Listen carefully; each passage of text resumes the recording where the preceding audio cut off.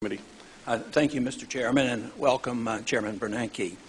I am very pleased to be here today as the ranking member, and in the midst of the great optimism of monetary policy and how the economy is doing, I still have some concerns. And of course, one of my long-term goals has always been to emphasize maintaining the integrity of the monetary unit, rather than looking superficially at some of our statistics.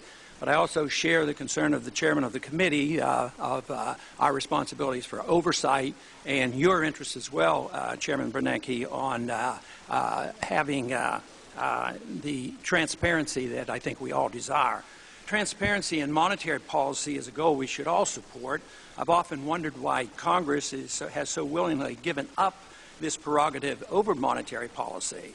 Congress, in essence, has ceded total control of the value of our money to a secretive central bank. Congress created the Federal Reserve, yet it had no constitutional authority to do so. We forget that those powers not explicitly granted to the Congress by the Constitution are inherently denied to the Congress, and thus the authority to establish a central bank was never given. Of course, Jefferson and Hamilton had that debate early on, and the debate seemingly was settled in 1913. But transparency and oversight are something else, and they're worth considering. Congress, although not by law, essentially has given up all its oversight responsibilities over the Fed.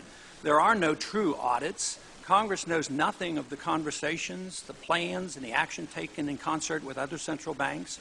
We get less and less information regarding the money supply each year, especially now that we don't even have access to M3 statistics. The role the Fed plays in the President's secretive working group on financial markets goes essentially unnoticed by Congress. The Federal Reserve shows no willingness to inform Congress voluntarily about how often the working group meets, what action it takes that affects the financial markets, or why it takes these actions. But all these actions directed by the Federal Reserve alter the purchasing power of our money. And that purchasing power is always reduced. The dollar today is worth only 4 cents compared to the dollar that the Federal Reserve started with in 1913. This has significant consequences on our economy and our political stability. All paper currencies are vulnerable to collapse, and history is replete with examples of great suffering caused by these collapses, especially to the nation's poor and the middle class. This can lead to political turmoil as well. Even before a currency collapses, the damage done by a fiat system is significant. Our monetary system insidiously transfers wealth from the poor and the middle class to the privileged rich. Wages never keep up with profits on Wall Street and the banks, thus sowing the seeds of class and discontent. When economic trouble hits, free markets and free trade are often blamed, while the harmful effects of a fiat monetary system are ignored.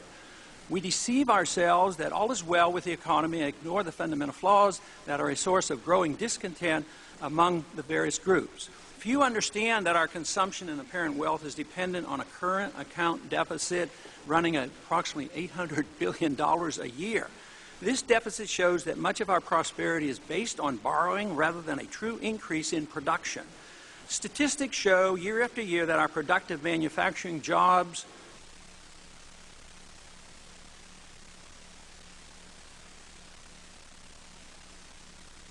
I think they finally cut me off. Is it on now? Okay.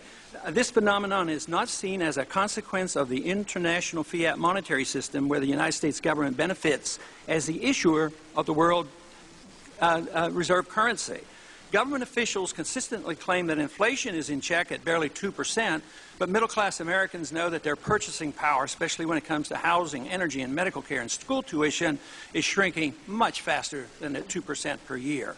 Even if prices are held in check, in spite of our monetary inflation, concentrating on the CPI statistics distracts from the real issue. We must address the important consequences of the Fed manipulation of interest rates. When interest rates are artificially low, below market rates, insidious malinvestment and excessive indebtedness inevitably brings about the economic downturns that everyone dreads. We look at GDP figures and reassure ourselves that all is well, yet a growing number of Americans still do not